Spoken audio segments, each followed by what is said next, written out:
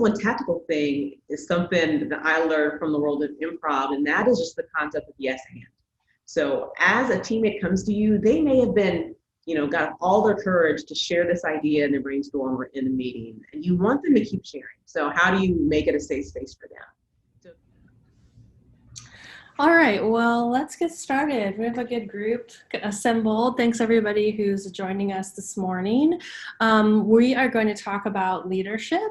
So we're going to do some quick intros, and then Leanna and I have put together a really, what I hope will be fun and enlightening outline of talking points, and we're just going to kind of have a conversation. So if you're joining us as an attendee, please feel free to use the chat to ask questions or offer feedback. I'll be keeping an eye on that throughout. So Leanna, would you like to give us a quick introduction? For sure. Good morning, everyone. I'm Leanna Adeola. I've known Despi for probably 7 to 8+ years now. And for the past 11 years, I've spent my career in the world of advertising, brand, and marketing. Most of my background is with traditional agencies, and then also had a stint in corporate marketing. Currently, I have a senior marketing role at Innovate Map. It is a digital product agency in Broad Ripple. And we're a team of experts in digital product research, branding, design, and marketing. And super excited to talk about leadership. Cool. Well, I think a lot of you know me, but some of you don't. My name is Despi Ross. I lead marketing at Old Speak, and we are a web and app development studio in Indianapolis, based in, but we have folks in other cities too now, so we're globalizing. You have to watch out for us. My background is all over the place. If you hit me up on LinkedIn, you'll see I have a very non-linear career path, but I've always been in content and storytelling space, and got really heavily involved in digital and technology in the mid-2000s when social media kind of changed the way we all do business. So I was thinking as I was preparing for this webinar that my career is almost 20 years long now, and I was like, oh my God, how did that happen? But it's true, and it's amazing, and I'm so excited to just have this conversation with Leanna.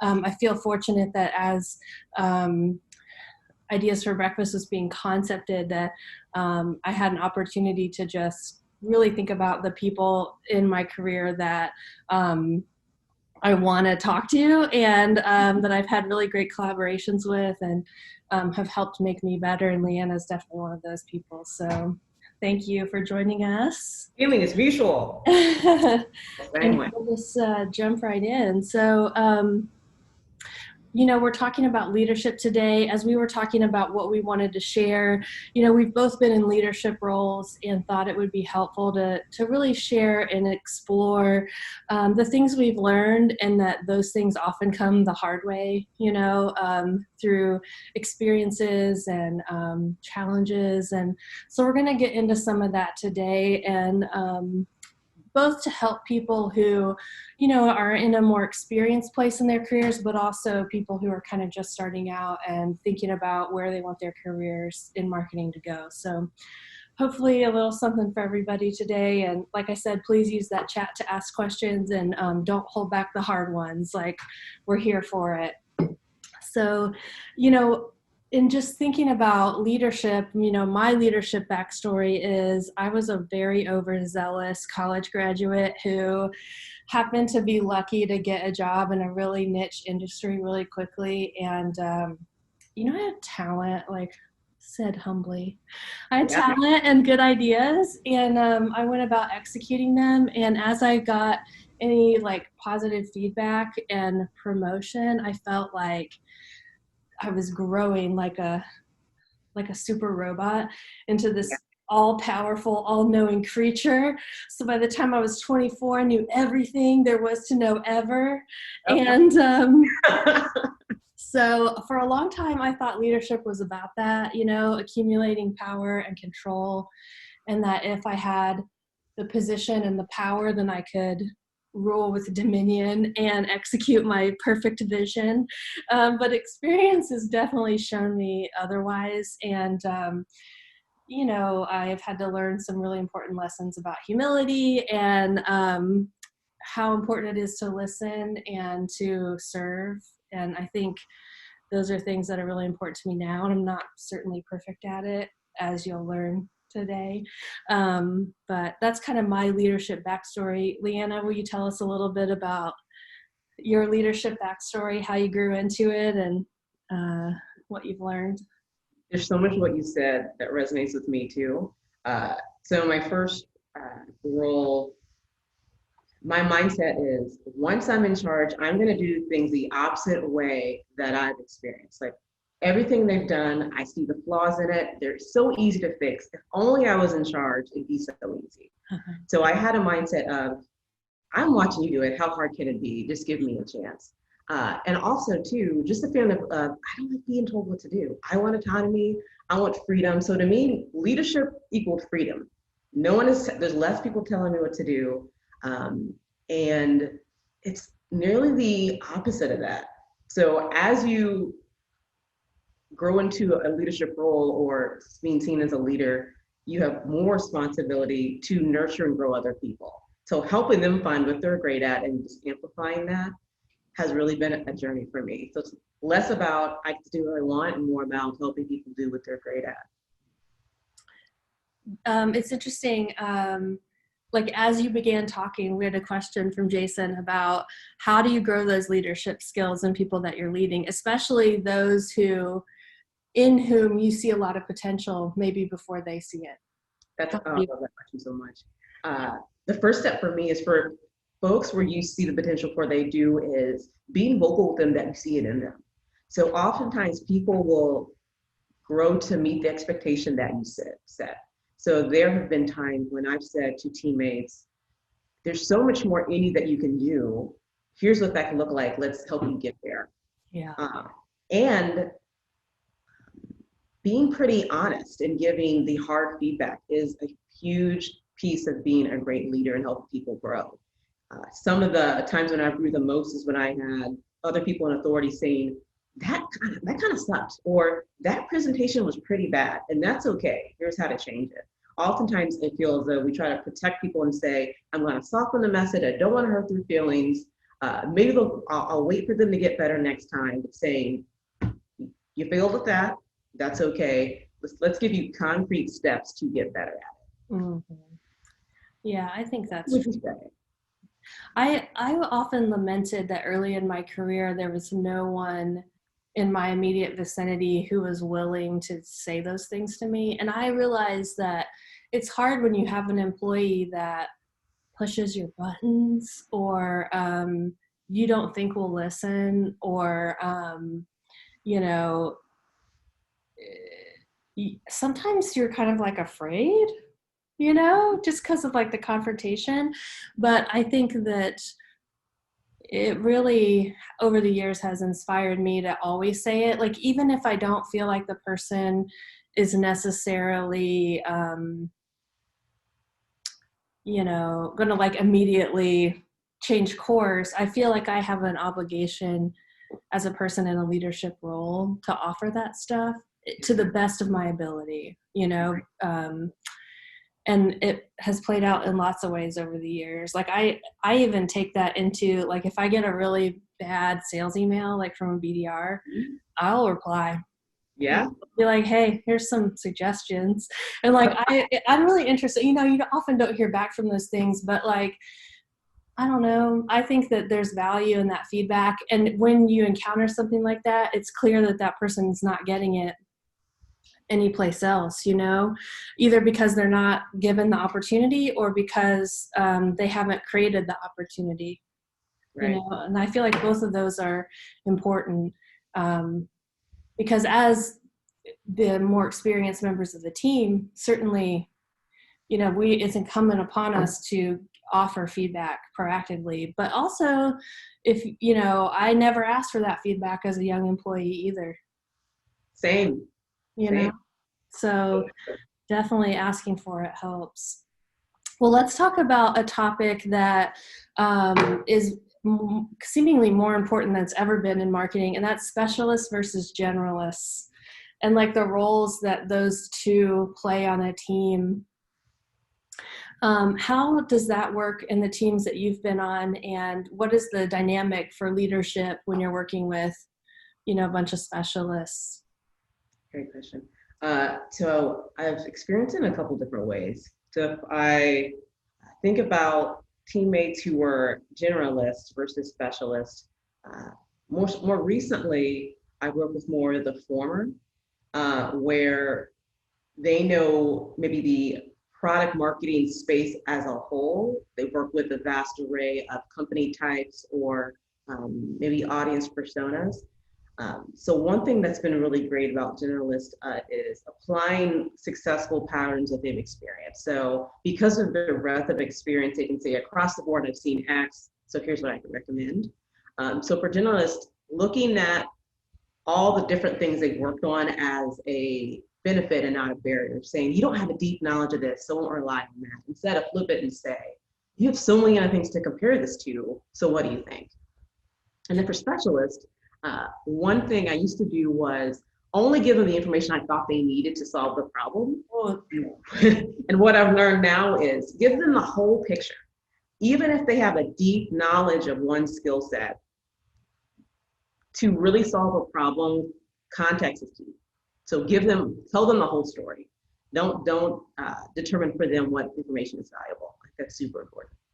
Yeah, that is such a good point. I think in lots of roles, whether it's setting up your web analytics or configuring some CRM report or building an ad campaign, it doesn't matter. Like we all have specialists on our teams that help us do those things. And oh man, like it is so intuitive to just say, okay, please copy paste this code onto this, and then 6 months later, you're like, why don't we have any data about the conversion rate of this blah, blah, blah? And it's because, that missing context, that's so true. And it's so easy to overlook. Before we got started, Leanna and I were having a conversation about, how I feel like I take for granted in my role all the time stuff that has just evolved as part of everyday operation for me. And it's so difficult to remember to communicate some of those details, but it's critical because everybody's in a different place. Everyone has a different amount of experience. So definitely that context matters. Something that I have also been thinking a lot about as I'm, now 41, it's like, early in my career, I remember working with people and really throughout, just throughout my career, I've worked with people who seem to age out of marketing. And it's like a touchy subject, because what you're saying about generalists especially is so true. I would consider myself a generalist, even though I'm more in the digital space, because specialists nowadays are like AdWords specialists, SEO special, you know what I mean? But man, as I've gotten older, I've come to realize that there's like a key thing that happens or doesn't happen that keeps you relevant in marketing. I think I'm curious to hear your perspective on this. And that is, do you understand that your experience is no longer like the cutting edge? Your experience is no longer what is, prevalent. Like, I'm not on TikTok. You know what I mean? And just things like that. Like when Snapchat happened, that was where the turning point for me was. Like, can't okay, I'm officially old. I don't know how to use this. Why is there no user interface in this app? Like, made me like angry, like watching my grandma try and use her VCR. Yeah. And so I think admitting that you need, as a generalist throughout your career, to rely on people who have those experiences. Sure. The native users who are growing up, evolving with these technologies and be informed by them and be humble enough to allow that in. Oh my um, gosh, yes. is hard, but it's hard because you feel like, oh, I'm an expert. I have, all this experience that tells me to do a certain thing. So balancing that is very tricky. And I've seen people, who just ignore it. Hmm. And I don't feel like that's the right path either. What do you think? I agree so much. The key word for me is humility.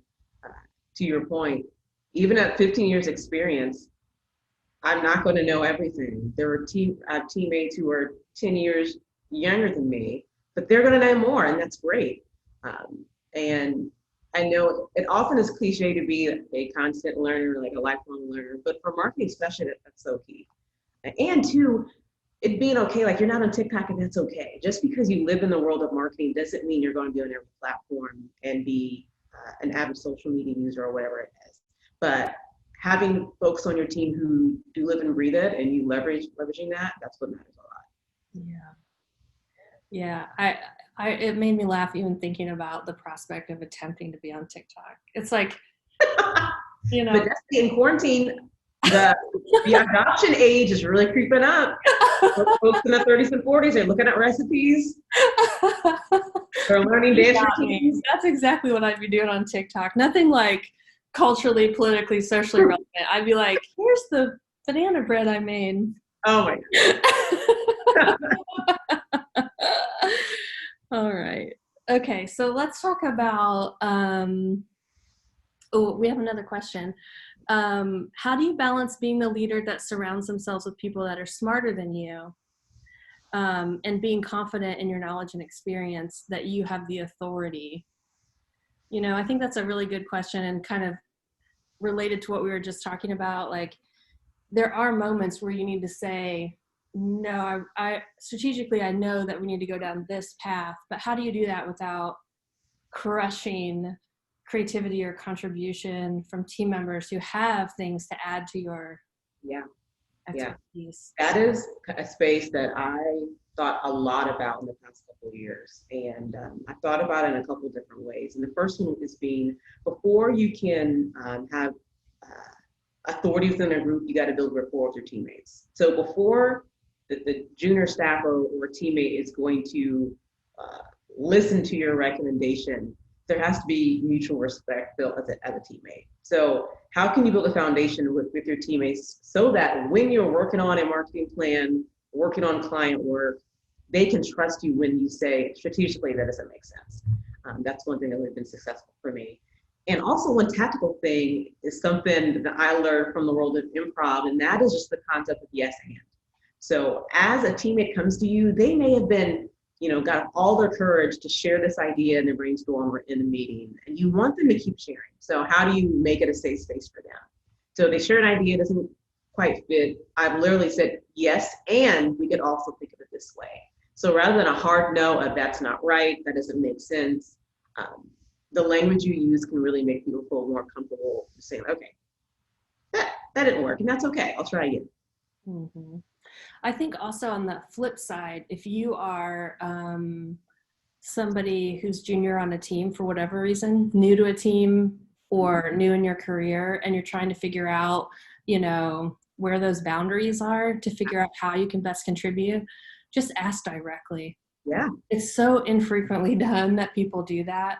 But I think that asking how you can best contribute or, how you can be most helpful will give your peer or your team lead or whoever you're talking to an opportunity to be more clear yes, about, how you can help. And it just leads, I think, to better results, at the end of the day for everybody. Like, you feel like your contribution is more valuable because everybody started from a place where they understood how that was going to happen.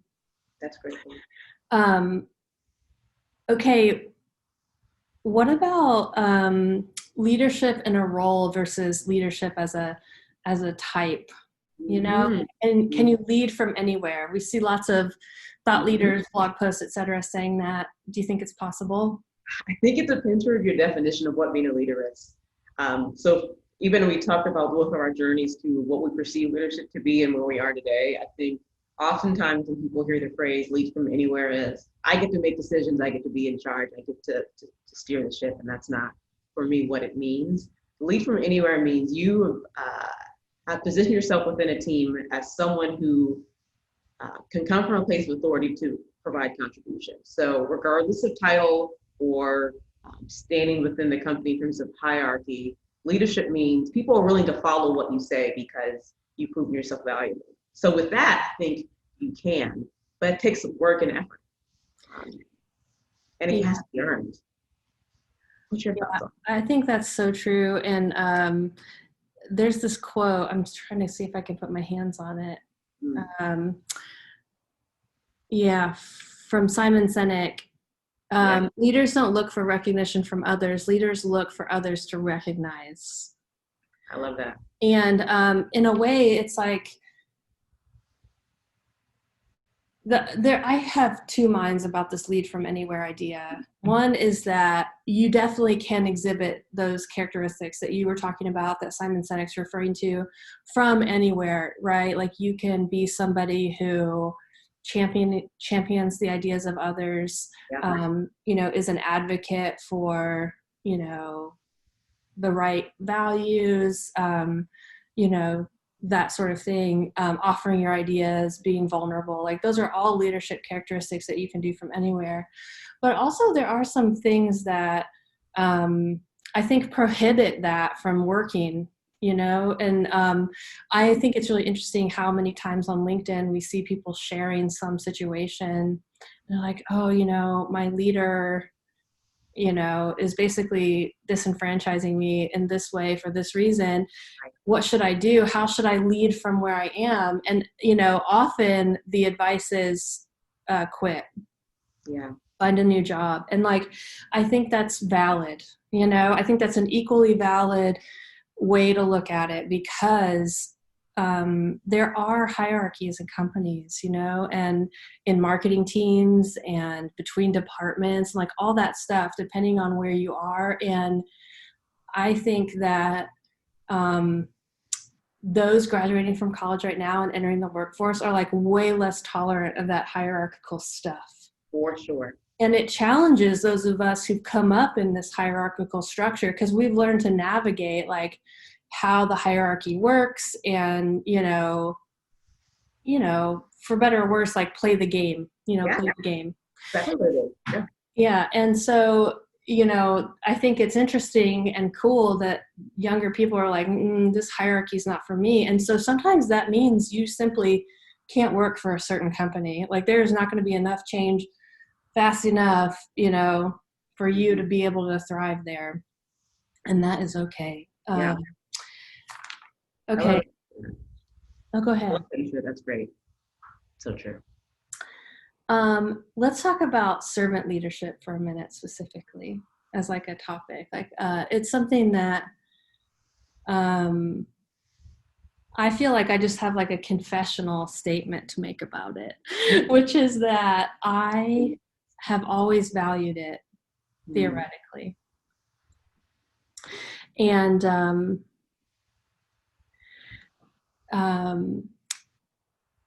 however, it's really difficult to practice. Yes. And I have had this evolving understanding of it over time. And I have always focused on, as a servant leader, I need to really support and lift up those that I supervise. I've been put in charge, taking care of these people, and I'm going to advocate for them. And I think, I'd be interested in former employees who watch this video, send me your feedback. I'm open. In the chat for us all to see. Yeah. Yeah, LinkedIn. We'll have a LinkedIn forum about it. We can invite all of my former employees to participate. But I do think that in certain ways, I definitely have been successful in that. However, I also feel like, kind of to Jason's earlier question, I felt like, I still have a certain amount of authority and I'm going to rule with that authority. You know what I mean? So I'm here for you, but there's a limit. Yeah. But I never saw my role as a leader to be in a position of service to those who are leading me, Mm.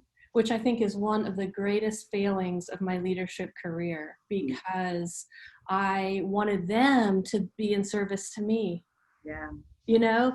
And I think that it's kind of antithetical to the servant leadership idea in a way. It's like you're supposed to, supposed to, the idea is that you embody this, how can I make this project, this company, this team exceptional? Yeah. And but if I have expectations that are like based on that hierarchy of how we support each other, that it breaks down right away. Yeah. And so I don't know, I've really struggled with that, and over the years I've tried to learn and recalibrate what servant leadership means to me, Mhm. so that I can do it more authentically. And I still struggle with it, like because we all want our way sometimes, For sure. and For it's sure. it's hard to figure out the give and take of that. Yeah. Yeah. Something you said resonates with me. If you feel like those in which you're trying to serve, if you get the sense they don't appreciate it, it's hard to keep it up. And the leadership role is there's so much unsung work that happens that your teammates don't see because you're fighting battles on their behalf and they may not even know it.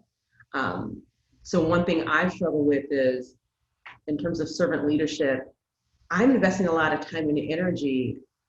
I want to feel that you value the work I'm doing to serve you, and in return, you give your best to me. Mm-hmm. So how do you get that kind of reciprocation? That's something that I always want to have, but it can be tough to create. I think one of the things that helps, that I've sort of alluded to this before, it's like I never thought to ask, like, how can I make your life easier? Yeah.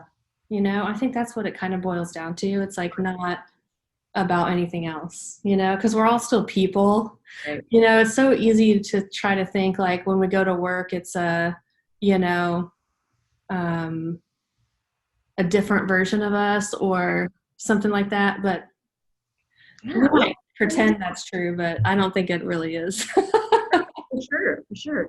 And a quote that I love, I say a lot, is just because someone carries something well doesn't mean it's not heavy. So your leader, like, oh, they've got it all together.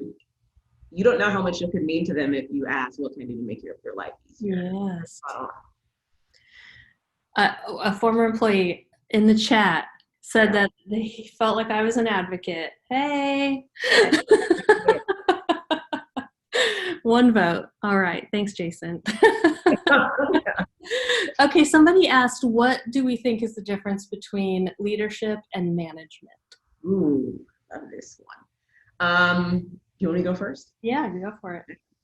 Uh, for me, management is the act of um, basically doling out work to get things done. So you are determining how people spend their time, what they're working on to complete an end goal. Leadership is rallying a team behind an effort that we can all agree that is worthwhile to then achieve something. But being a great manager can also be a strong component of being a great leader. So I think oftentimes we'll discount management because it has gotten a bad rap. Corporate culture through the last 30 years that has a connotation to middle management, upper management. But there's some positive traits to it too. So I don't agree with it making management sound like a bad word. I think it's defining what it really means. Yeah, I think that's true.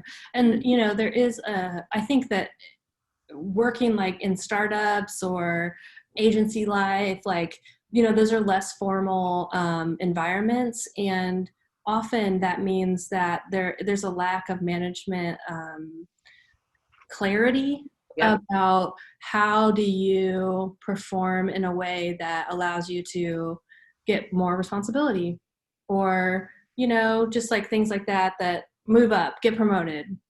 There's like no clarity about that, or even developing as an individual. You know what I mean? So I think providing that structure is important, um, and sometimes is lacking in less formal environments where that corporate culture that you're talking about isn't really embedded. But I agree with you 100%. Like leadership is about vision. Yeah. Totally. Okay. I feel like we could go on and on about this. Let's maybe take another 10-ish minutes. So if you have to hop off, the video will be available. But we still have awesome things on our outline, so I don't want to miss the opportunity. How do you give other people opportunities to grow, like you personally? The first one would be give them an at-bat at something they haven't tried before, and being okay with that. So it could be as simple as, and for this project, I typically am the lead or do this level of work. For this next one, you're going to handle that piece. I'll be behind you in support, but you're going to take a stab at that. So just taking a chance, because it can be scary to say, I'm going to step back from this. I've been doing it for a while to get to someone who's never done it before, but just taking that leap with them and giving them the faith. And then even up front saying, you may fail at that. And because I failed multiple times, and that's okay. But the way you're going to get better at something is that you actually get to do the work. And two, making it clear that I need to know from my teammates what they want to do.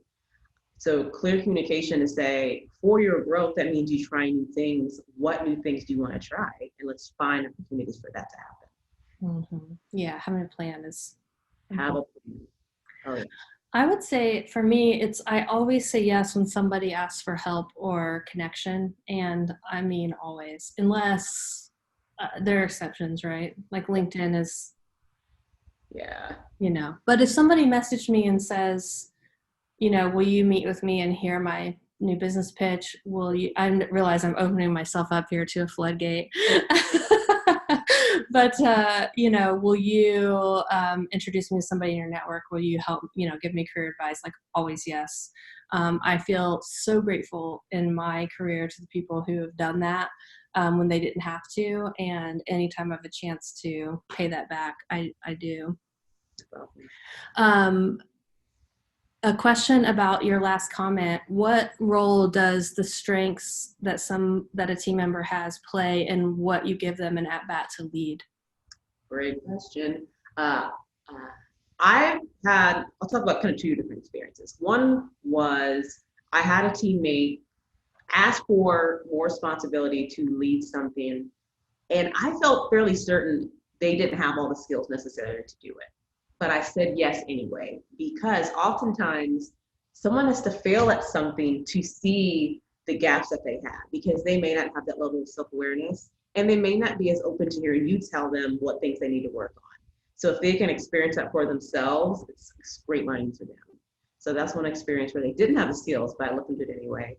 On the flip side, there's been other times when I saw the potential, the strengths, the whatever it is in the person before they did. And I said to them, I know you'll be great at this. I want you to try this thing. And then I validated with that, with sharing kind of anecdotes and stories of things I've noticed along the way that maybe they didn't notice about themselves. I'll say I preferred situation number 2 or situation number 1, because there have been times where I want to say, you're not ready yet, but I say, okay, if you think you're ready, we'll try it. So it's a tightrope walk sometimes. It can be hard. I think that perfectionism in companies is a killer to the growth of its teams. It's such a short-sighted value. Yeah. I would describe myself as a recovering perfectionist. Like I still have these tendencies, but over the years, I feel like I've tried to, let go of it, because it never allows for what you're talking about intentionally. Failure happens accidentally, because it will happen. It's unavoidable. And then when it happens, that perfectionist mentality makes you think it's catastrophic. Yeah. But if you're like, okay, I'm going to let this person do a thing, they may or may not be successful. How can I create a situation where that's not catastrophic? And because we're all in marketing, that should be all the time. Yeah. No one's dying on the table. Yeah. For sure. Agreed. But it isn't. Ah, I get it. It isn't. But we definitely could differentiate those opportunities for sure more than we probably do by default. Okay. Two last things. The first one's a big one. What is the biggest leadership mistake you've ever made? oh, um, lack of empathy with others. And that's super hard for me to say out loud. And what I mean by that is if someone's owning a project or task, I would assume they're going to handle it similar to me. Problems that arise, they're going to solve them like I would. If a client is mad at them, they'll brush it off like I would, and they'll just move past it. And I was wrong. To your point earlier, people are full people when they come to work. And they have insecurities, they have things from past experiences that they bring with them that affect the decisions they make and the behavior that they have. So empathizing with people and saying, okay, this affected you different from me. Let me help you solve this in a way that works for you. Or let me give you the support that you need rather than the support I assume you needed because I expect you to operate like me. But that takes extra work to stop and pause to say, okay, for you in particular person, what do you need? Um, and I made that mistake multiple times of not having empathy of saying, just get it done. And you can't always do that. The get it done mentality doesn't work all day, every day. Mm-hmm. I think I also made the mistaken assumption in a similar way that people, like, I didn't want anyone to tell me what to do. Yeah. And so I assume everyone feels that way. And that's also not true. I was shocked to learn that some people like want direction and help. It's not unreasonable.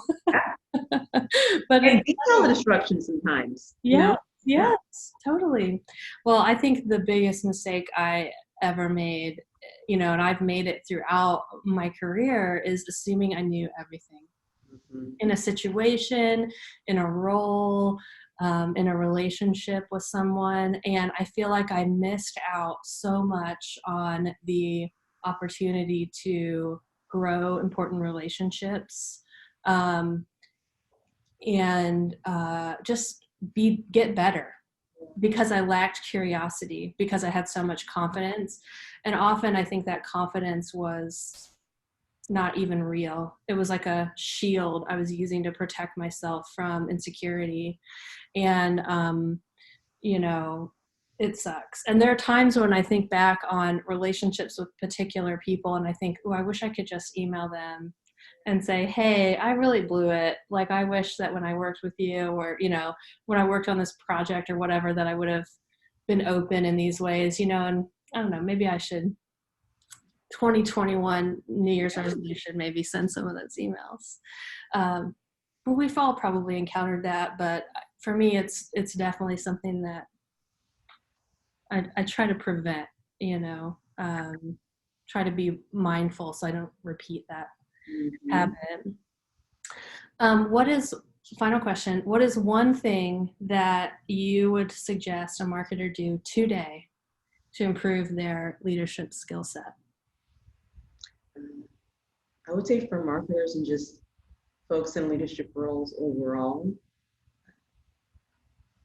be intentional about regularly checking in with your teammates on what they need and what they're expecting, especially if you've been working on a team for a long period of time. You fall into a rut of assumptions.